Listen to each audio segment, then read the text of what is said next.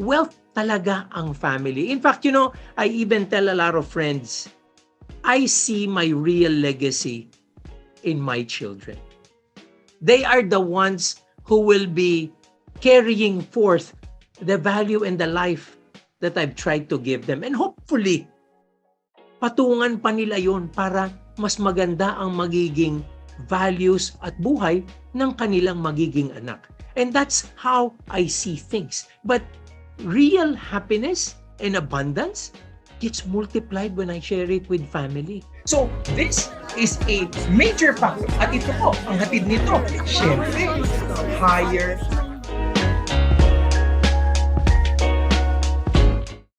Hello mga ka-RFF. I hope you're having a great time. This is again Rex Mendoza from Rampver Financials. Today, I'm going to be talking about the 8 forms of wealth. This is the core of a new book by Robin Sharma. But before we get down to that book, let me give you a premise why I found this to be a good and interesting topic. If you remember, I just did a video on greed. Di ba, pinag-usapan po natin na in all our quest for abundance, alam nyo, yung greed, medyo pabigat yan. Pwede tayo maligaw ng landas at pag naligaw tayo ng landas, yung kayamanan hindi naghahatid ng kasiyahan. Yung kayamanan pushes us to a point of disappointment, dissatisfaction, discontent, and masisira po ang buhay natin. So kailangan po in the quest for abundance, in the quest for prosperity, dapat po tama ang ating values. And that's the reason why I did come up with that discussion on greed. Today, however, gusto ko parang, in a way, para palang sequel ito because when I chanced upon this book by Robin Sharma, na-realize ko, pag ito pala ang pamamaraan mo, and you actually define wealth in many ways, not just material things and money, magbabago rin ang pananaw mo at malalayo ka doon sa pagkaganid or greed.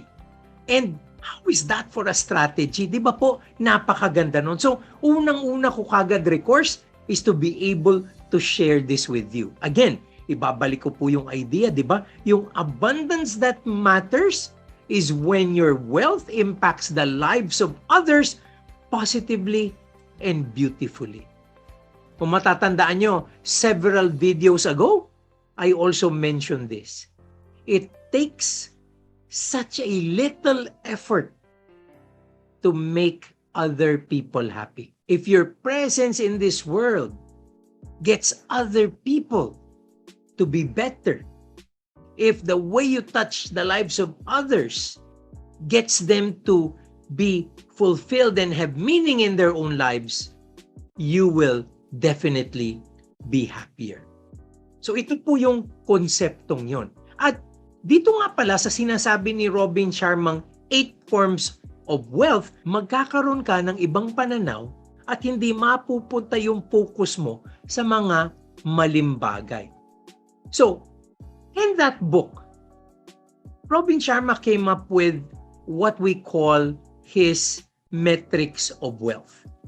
Parang nga sabi niya, ang kamalian ng mga tao is that we have been pushed, we have been duped, we have been misled to the idea na ang talagang batayan at measures of wealth ay fame, fortune, and applause.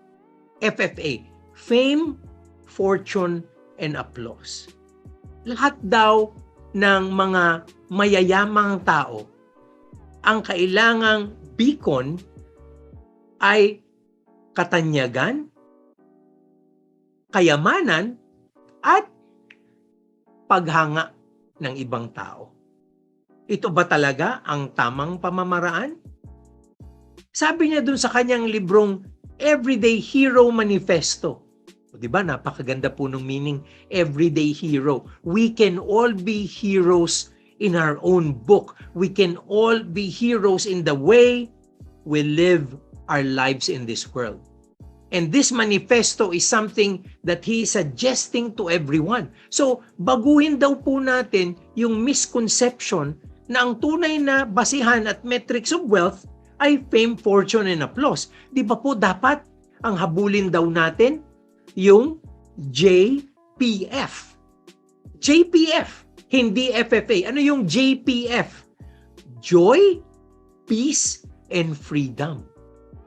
We have to aspire for joy, peace, and freedom. So, pag naghahabol daw tayo ng joy, peace, and freedom, mag-iiba yung magiging pananaw natin sa tunay na meaning ng abundance. And that wealth will have a different perspective, a different set of angles. Not just one angle, not just one perspective, which is material.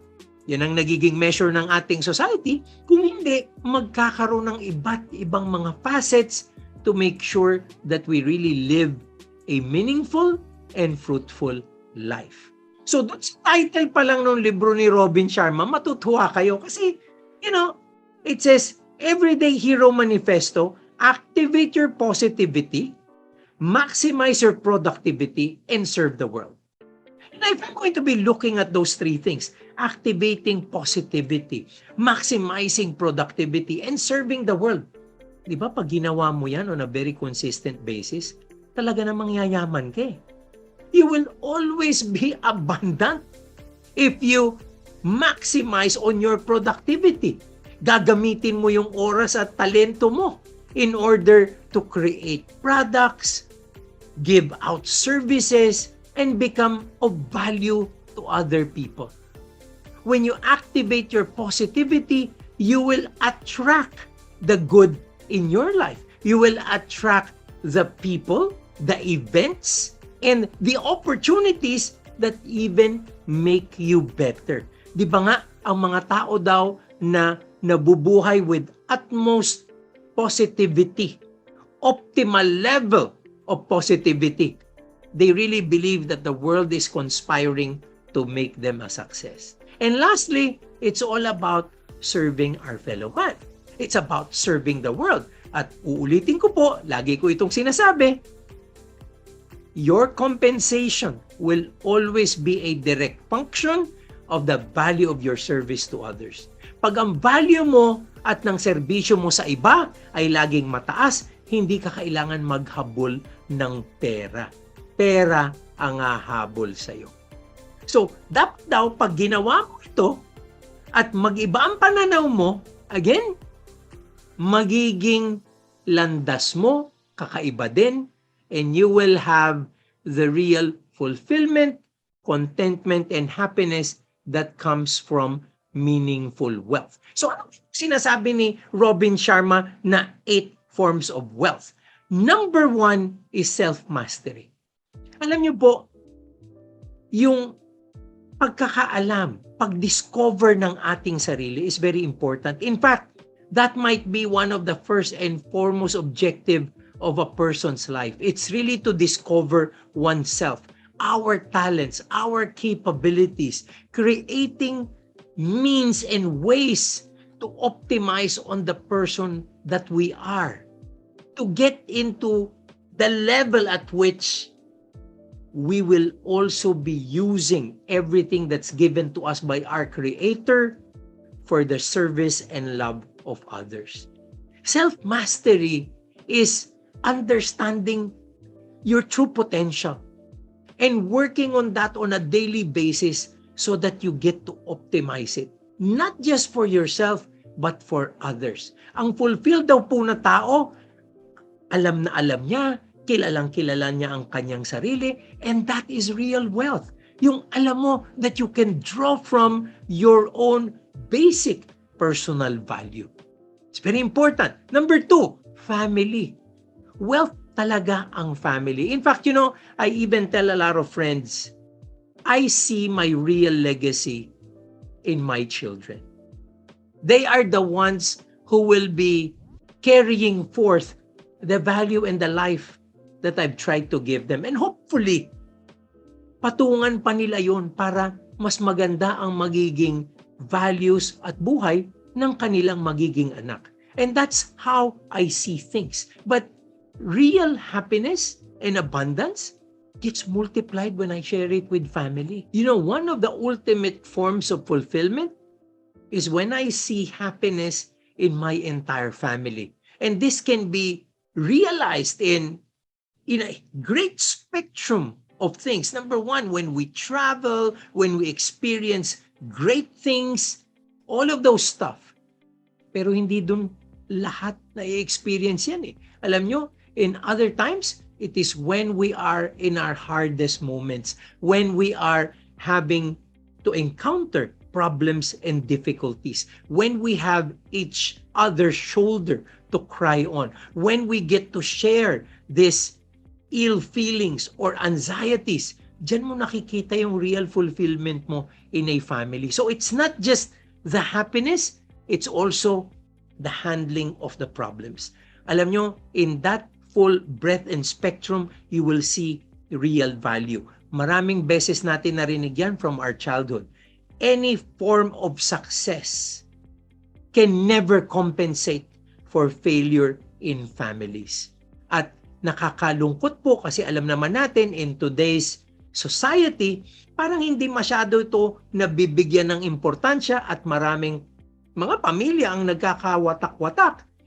Unfortunately, dahil pa sa mga material na bagay, dahil pa sa pagbabangayan on things that they can actually share. Di ba nakakalungkot po yun? I will tell you, sometimes, just fixing up something for my family, at times I fix drinks, sometimes I cook very simple dishes, create sandwiches. Siyempre po, mas magagaling sila sa akin, but they appreciate it because they know I'm a busy person, and when I do it with a labor of love. Alam nyo, pag nakikita ko silang kumakain, ewan ko kung pinipake lang nilang nasasarapan sila, pero pag nakikita ko silang satisfied at maraming kudos, maraming pagpuri, napakasarap po ng pakiramdam. That is going to be priceless. Laughter, happiness, shared with the special people in your life would be the most valuable form of wealth that you can ever experience. Number 3 is health. Alam naman natin yan. Health is wealth. Pero alam nyo, may bagay na sinabi si Robin Sharma na talagang eye-opening, mind-boggling. Tandaan nyo po ito, napakatindi nitong linyang ito. Health is the crown on a well person's head that only an ill person can see. Health is the crown on a well person's head that only an ill person can see. Nabibigyan daw po natin ng importansya ang health pag huli na ang lahat. We trade off a lot of things for health, but all of those things, as you gain them through life, will not be enough to get back the health that you lost. Ang dami ko pong naging kakilala. They accumulated a lot in their lifetimes. They are business people, they're corporate executives. But at the tail end of it, they quit everything, get all their money to scour the world and find people who can help them improve their health. The health that they've lost is so difficult to gain back, even with all of the riches that they have actually accumulated. The fourth form of wealth is money. Ito naman po, hindi na natin yan kailangang i-justify, hindi na natin yan kailangan i-emphasize. Alam naman natin lahat na with money, maraming nagbabago. Ang ating mga experiences nagbabago, ang ating mga gamit nagbabago. But the two most important things would be the freedom of choice and the abundance to share. Alam nyo, yung freedom of choice, malaking bagay yun eh. Kasi sabi ko nga lagi, ang mayaman kumakain din ng tuyot kamatis eh. Pero hindi araw-araw. The fact that a wealthy person can choose to eat what he wants at any place in any given time of day by itself is wealth personified. Number 5 is craft. Your work is wealth. When you're doing what you love, it is wealth. It is wealth that you're actually sharing with others. Alam nyo ba, yung napakagandang blessing is when you're actually earning money from doing something you like doing. A lot of people are not wealthy in this regard. Hirap na hirap sila doing things they don't like doing, but they're just doing it because they have to earn the money. Real wealth is when you're actually loving what you do and improving your craft to the benefit of other people. Alam nyo, ang laking bagay. Pag ang inyong craft ay binibigyan ng importansya ng ibang tao. Pag ang ginagawa mo at ang kagalingan mo binibigyan ng presyo ng iba, at a certain point, it becomes a privilege. It becomes a privilege. It's somehow not work. And that is wealth by itself. Kasi ginagawa mo yung gusto mong gawin eh. At blessing pa, gustong-gusto mo nang gawin, kumikita ka pa. You know, there are many things that I do that other people pay me to do. Pero alam nyo, na-prove ko yan. Minsan, hindi naman talaga ako binabayaran, pero ginagawa ko pa rin dahil enjoy ako. That for me is also part of wealth. The fact that you do what you like to do and it becomes a real privilege because people value it. People around you put importance to what you do and they see the benefit of all that you contribute to them, their businesses, and their endeavors. Number 6 is adventure. Sabi ni Robin Sharma, we're naturally nomadic people. We'd like to travel. We'd like to experience places, taste different cuisines. If we're also in a quest for adventure in our lives, we feel real wealth inside.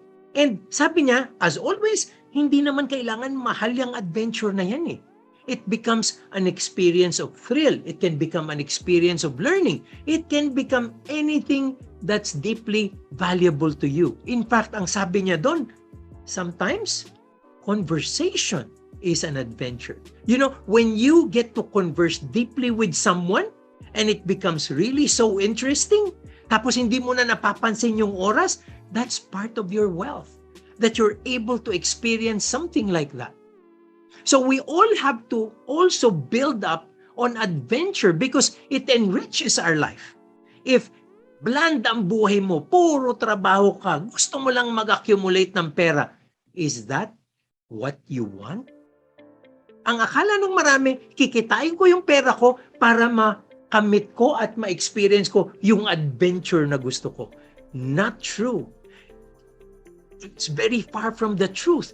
The real thing is you experience adventure as you go through life.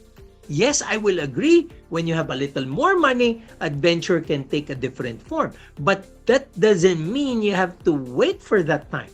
Today, you can build up the adventure, again, with the conversations you have with people, with the experiences you can share with friends and family.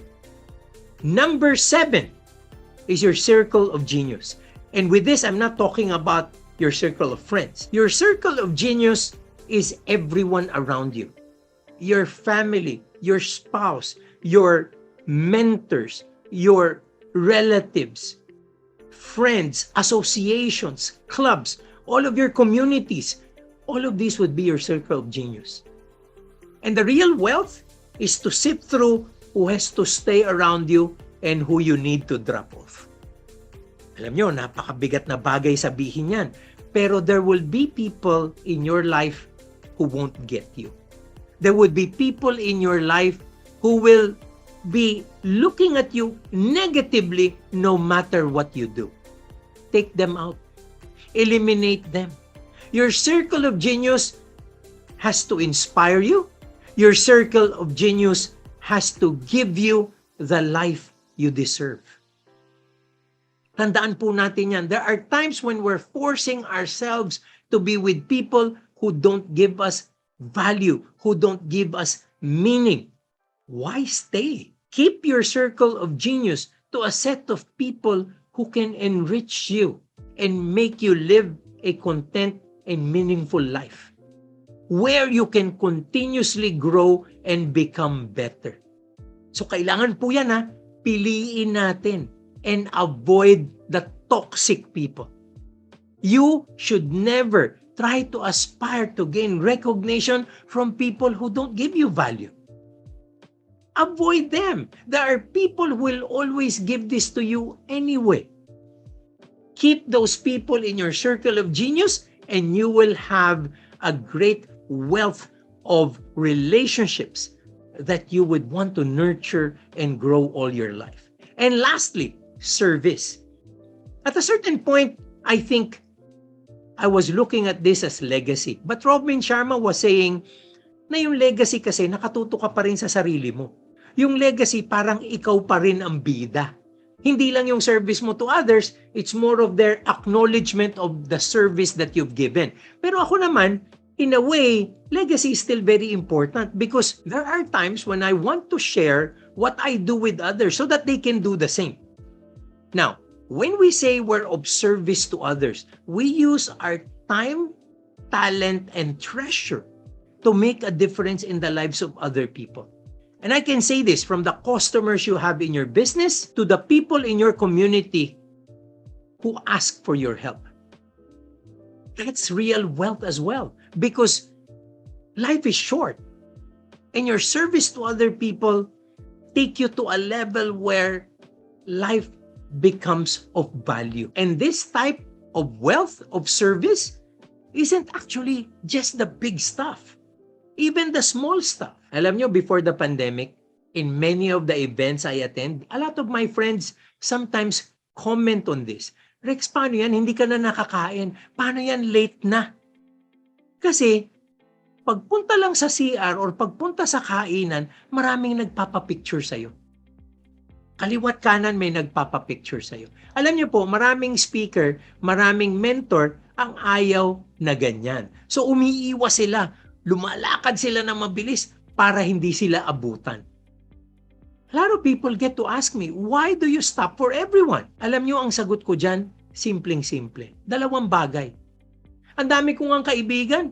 Siguro, magpapasalamat sila kung may magpa-picture man lang sa kanila eh. Eh ako nga, ito, ang daming nagpapapicture. Bakit hindi ko pagbibigyan ang mga may gustong magpa-picture? Pangalawa, it takes very little to make someone happy. It takes very little to make someone happy. Para sa kanya, yung nakita niya ako, nakasama niya ako, at nakunan pa ng litrato na alam kong ipapakita niya sa ibang kaibigan or ite-treasure niya sa kanyang telepono, napakaliit na bagay para sa akin. Pero para sa kanya, baka malaking bagay yun. So, bakit ko ipagkakait? Bakit ko ipagkakait sa kanya yung oportunidad? Pero teka lang, di ba oportunidad din sa akin yon para makapagpasaya ng iba? So think about the things, little or major, big or small, that you can do for other people around you. Because that is a real measure of wealth as well. Alam nyo, talagang napakaganda at napakabigat ng mga lessons nitong libro ni Robin Sharma. And I guess, understanding all of these and implementing some of the advice that he has given. In fact, even just the realizations that we can make within ourselves with what we will have as inputs from this great piece will be of value to us moving forward. And I hope that the way I've shared this with you creates an impact on you as well. Gets you to a realization that you can also utilize moving forward. Again, we at Rampver Financials would like to guide people to that pathway of abundance, but it has to be the abundance that matters. And I hope that I'm able to do that for you today. Ito po uli si Rex Mendoza ng Rampver Financials. Maraming salamat po and blessings always.